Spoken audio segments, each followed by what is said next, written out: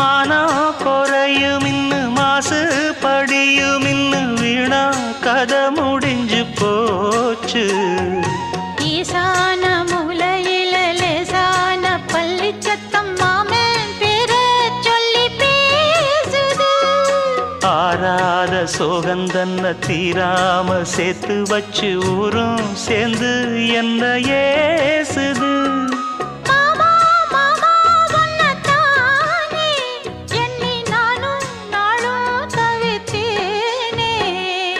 கூண்டுக்குள்ள என்ன வச்சு கூடி நின்ன ஊற விட்டு கூண்டுக்குள்ள போனதென்ன கோலக்கிளியே.